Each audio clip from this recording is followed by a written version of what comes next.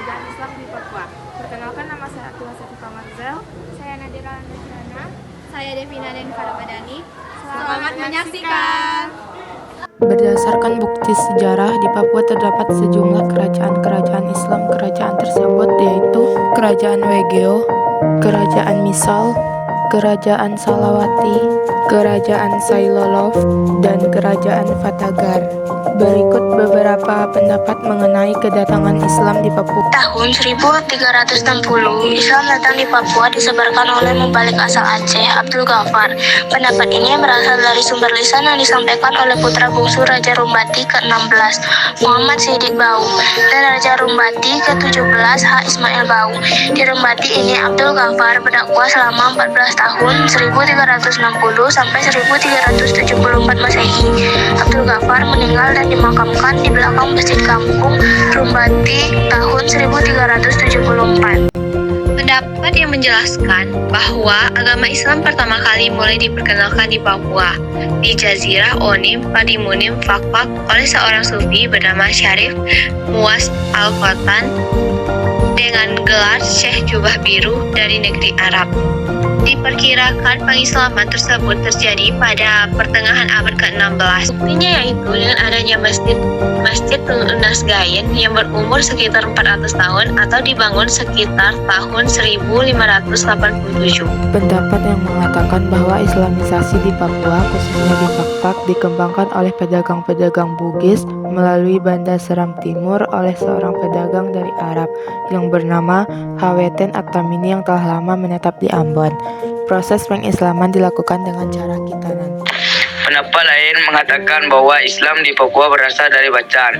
Kesultanan Bacan pada masa pemerintah Sultan Muhammad Al-Bakir mencanangkan syiar Islam ke seluruh penjuru negeri, seperti Sulawesi, Filipina, Kalimantan, Nusa Tenggara, Jawa, dan Papua. Menurut Thomas Arnold, Raja Bacan yang pertama kali masuk Islam adalah Zainal Abidin yang memerintah pada tahun 1521. Pada waktu itu, Bacan telah menguasai suku-suku di Papua dan pulau-pulau di sebelah barat lautnya seperti Waigeo, Bisol, Waigama, dan Salawati. Selanjutnya, Sultan Bacan meluaskan kekuasaannya sampai ke Semenanjung, Onin, Fakfak, di barat laut Papua pada tahun 1606. Melalui pengaruhnya dan para pedagang Muslim, para pemuka masyarakat di pulau-pulau kecil tersebut lalu memeluk Islam. Walaupun di pesisir telah menganut Islam, sebagai besar penduduk asli di pedalaman masih tetap menganut animisme. Pendapat yang mengatakan bahwa Islam di Papua berasal dari Maluku Utara, dan Tidore menurut sumber sejarah Kesultanan Tidore pada tahun 1443 Sultan Ibnu Mansur. Sultan Tidore atau Sultan Papua I memimpin ekspedisi ke daratan tanah besar Papua. Setelah tiba di Pulau Misol dan Raja Ampat, Sultan Ibnu Mansur kemudian mengangkat Kaicil Patrawal, putra Sunan Bacan, dengan gelar Komalo Kurabesi Kapita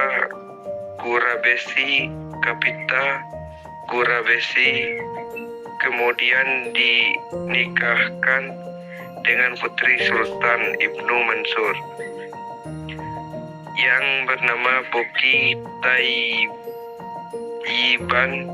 Selanjutnya berdiri 4 kerajaan di Kepulauan Raja Ampat.